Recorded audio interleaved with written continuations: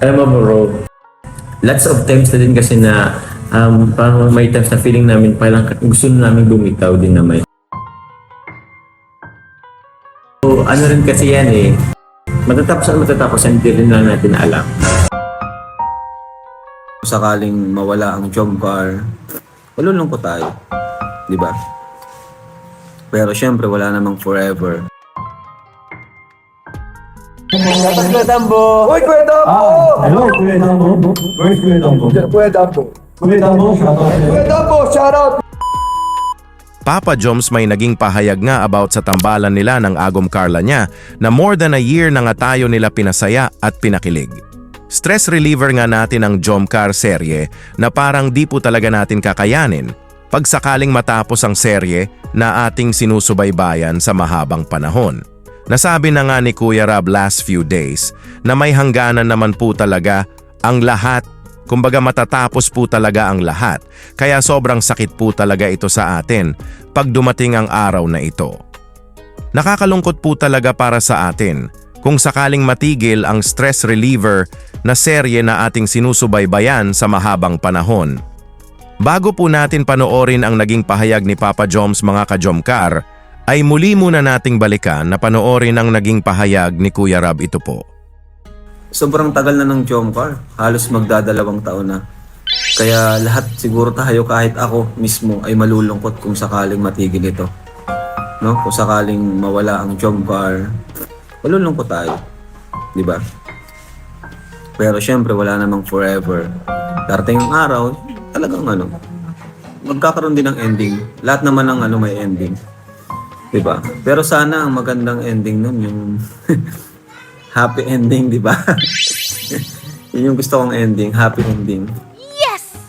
Ano man ang mangyari sa Jomcar guys, andito lang tayo sa dalawa, Support tayo sa likod ng dalawa. Pero parang sila na nga diba? Nasabi nga ni Kuya Rab dito mga ka-Jomcar na kahit ano nga daw ang mangyari ay andito lang tayo palagi nakasuporta kay Papa Joms at Carla. Kumbaga kung matapos man ang serye nila ay ang pagmamahalan nila sa isa't isa ay forever. For sure, it's a happy ending po talaga ang mangyari kung sakaling ang serye ng Jomcar ay matatapos. May nabanggit nga si Papa Joms dito mga ka-Jomcar na parang may times nga daw na parang feeling nila ng bebe Carla niya na parang gusto na nila bumitaw on cam. Sabay-sabay po nating alamin ang dahilan mga ka-Jomcar. Bago po ay shoutout ko po muna ang ama at founder ng Kalingap, Kuya Val Santos Matubang. At syempre din po Ate Edna Vlogs, Idol Kalingap Rab at Ma'am Jackie Tapia Matubang. Pati na rin po sa lahat ng charity vloggers, Kalingap Reactors, especially na po ang Karepa. Patuloy po nating suportahan mga ka-Jomcar ang programa ng Team Kalingap sa walang sawang pagtulong nila sa ating mga kababayan. Ito na po mga ka-Jomcar, panoorin na po natin itong naging pahayag ni Papa Joms about sa tambalan nila ng bebe Carla niya na baka mag-end ito nang di natin alam. Nakakalungkot po talaga ito mga ka-Jomcar. Pag sakaling dumating ang araw na ito po. Ano ba yung kinakatakutan mong mangyari? Sa Jomcar. Ay, sa Jomcar? Off-cam, on-cam. On-cam muna. On-cam, natakot ako matapos. Natakot ako matapos, although ano rin kasi yan eh. Matatapos hindi rin lang natin alam. Grabe. Sa tingin mo kuya, ano yung ending ng Jomcar? Yung sakali? Yun na ba yung future na tinatambay na? Sana. Uy! Ay! Layo ko kasi kapag kasi isipin na matatapos, ayoko kasing isipin na, tulad din sabi ni Carla, parang lang, kamot may kung hanggang saan. Hindi, depende rin naman yan sa pag-handle. Sobrang natatakot nga daw si Papa Joms na matapos ang Jomcar serye. Kumbaga sa isang serye ay may katapusan po talaga na mangyayari. Nasabi nga ni Papa Joms dito na sana nga daw ay yung ending ay yung tinutukoy niya. Alam naman po natin mga ka-Jomcar kung ano ito, di ba po? Na ang Jomcar ay magmamahalan forever. Kumbaga natapos man ang serye nila pero ang nabuong pagmamahalan nila ay walang hanggan na ito. Nasabi nga din ni Papa Joms dito na ang pangit nga daw na isipin na matatapos na ang Jomcar kaya come what may, Nga lang daw tulad sa sabi ni Carla na kung hanggang saan na sana ay matagal pa ito. Kumbaga sana more years pa, di ba po? Pero may mga times pala na feeling nila na parang gusto na nila bumitaw, maraming beses na dahil sa, ito po mga ka-Jomcar, panoorin nyo po ito po.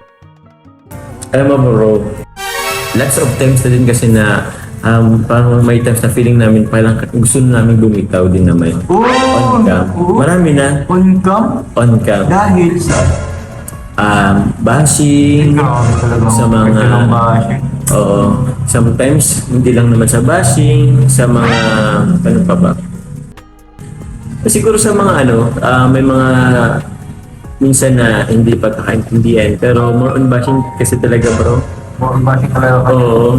Yung misunderstanding naman is ano man lang, tawag nun. Siguro light lang din. Or siguro meron din hard pero very naman, very seldom. Once nga lang or parang ganun. Ano ba kaya yung pinakamalalang bashing na natanggap niyo?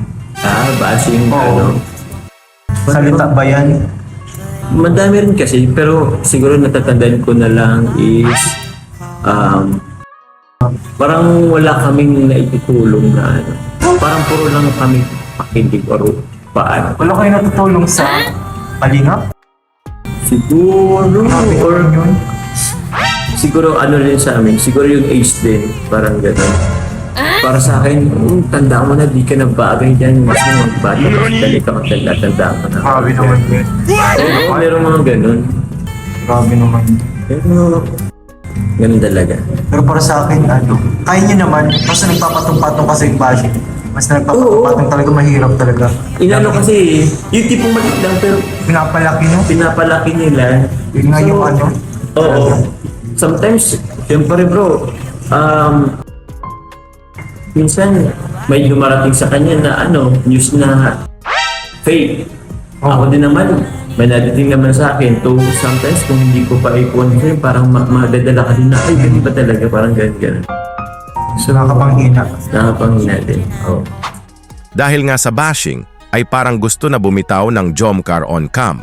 May misunderstanding nga daw sila ng bebe Carla niya, sabi ni Papa Joms, pero bihira nga daw ito, pero sa bashing nga daw sila naaapektuhan. Sobrang nasasaktan nga sina Papa Joms at Carla sa mga bash na natatanggap nila. Sana po ay no hate po tayo. Kumbaga ginagawa naman ang serye ng Jomcar ay para sa ating lahat na mag-enjoy tayo. Stress reliever pa nga natin, di ba po, ang serye ng Jomcar. Kaya sana po ay iwasan na po natin ang pangbabash. Dahil sobrang nakakalungkot po talaga kung sakaling bibitaw ang Jomcar at matapos ang serye nila. Kaya please po stop bashing po tayo. Sa mga bashing nga na natatanggap ng mag-agom ay ganito nga nila ito hinahandle ito po. So paano nyo ba yung kino-concur ko yun? Yung mga ganun. Usap, Pag-usap kayo? communication, nagpapalakasan ng sarili. Yun, tama. Ganun naman kasi bro eh. Kapag Kasi nasa kung- downs, ikaw yung mag-up. Oo. Ano ko na rin yan, tawag yan, na Sabi mo na. hindi, na ano ko na rin yan, experience ko na din yan sa ni Carla. Na may times na humina siya, pinapalakas ko. May times na ako naman humihina, pinapalakas niya ako. So, ganun siya bro. May magandang rin yun. Siguro magandang ingredients sa sama. Grabe, sangkap naman yun. Gabing sangkap talaga yun. Pinapalakas nga ng mag-agom ang isa't isa, kumbaga kinakaya ng mag-agom ang problema na magkasama. Sila-sila ang nagdadamayan sa isa't isa. Kapag nanghihina nga daw si Carla, ay pinapalakas ito ni Papa Joms, at kapag si Papa Joms naman ang nanghihina, ay siya naman ang pinapalakas ni Carla. Stay strong lang kayo, Papa Joms at Carla.